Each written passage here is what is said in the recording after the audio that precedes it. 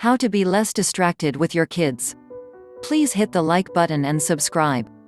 You want to be more present for your children, to engage with them from a place of intention and connection rather than distraction and knee-jerk reactions. But more often than you'd like to admit, you're bored or preoccupied, sneaking glances at your phone, reviewing your list of everything you need to get done, or just wishing the kid would hurry up and finish this endless story already. I get it. I really do. Staying present for our kids can be hard. Sometimes it's hard because the present moment sucks.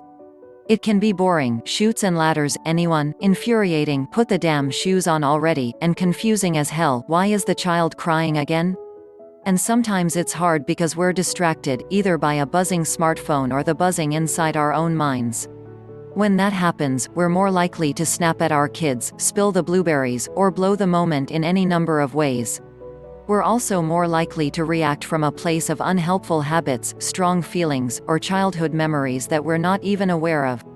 It's worth working on, though, because each time we show up with our full awareness, we're giving ourselves our best possible shot at getting this parenting thing right, whatever that means. Our responses to whatever is going on with our kids, whether it's awesome or awful, will be more empathic and effective, and parenting will feel easier and more enjoyable when we're fully present. Here are some ways to stay in the present moment even when the present moment isn't where you want to be. Do one thing at a time. At the risk of stating the obvious, you just can't be present for something if you're trying to do something else at the same time. The ability to multitask is a myth, so let that one go. Pick one thing to focus on. Sometimes it will be your kids, but not always. Practice when it's easy.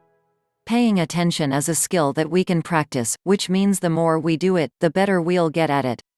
Pick one or two activities that you do every day and that you enjoy: showering, drinking coffee, reading a book to a snuggly child, staring at the wall, etc., and just be as present as you can be. When your mind wanders, notice that it wandered, and bring your attention back to the coffee or child or whatever it may be. Each time you do this, you're making it just a little bit easier to stay present for whatever else shows up, including a meltdown in aisle 2 at the grocery store. Put down your phone. Don't just put it down. Get it out of the room. Research has found that just having that damn thing nearby, even if it's turned off, distracts us. Not only will you survive the separation, I promise, but it will be much easier to win at Connect 4 when you're not tempted to sneak a glance or blatantly stare at that tiny screen. Turn off your notifications. If you can't bring yourself to put your phone in the other room, at least turn off any unnecessary notifications. Your phone should only light up, buzz, and beep for phone calls and text messages. That's it. Unless you're the freaking president, you really don't need to know the very instant an email lands in your inbox or the Times drops their latest headline. Go slowly. While it's possible to stay present while you're racing through life, it's not easy. Try to notice when you're rushing, and slow down whenever you can. Spoiler alert, you can slow down more often than you may think, and parenting is more fun when you're not constantly nagging your kids to hurry up. Narrate your experience.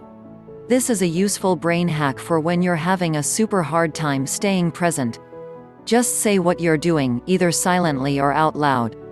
I'm opening the cabinet, I'm getting the box of mac and cheese, I'm bringing it back to the stove. Like that. Simple, but not always easy, especially if you have to narrate your way through an angst-filled teenage rant, which is why it's helpful to practice when it's easy. Find something to be grateful for.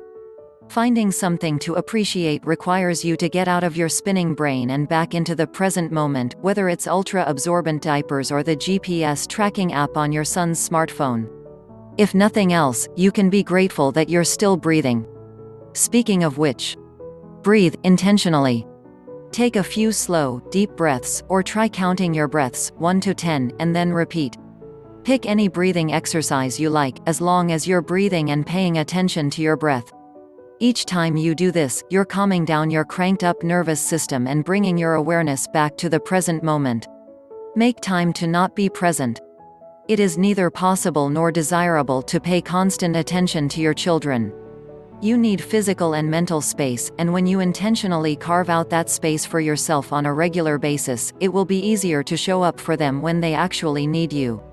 Sometimes this means trading child care duties with a spouse, parenting partner, or friend, and sometimes it just means not involving yourself in their creative play or foam sword fight so you can chill in the other room. Get some sleep. The prefrontal cortex, which is the part of our brain that regulates our attention, is also the first part to go offline when we're exhausted. It is incredibly difficult to be present when you haven't slept.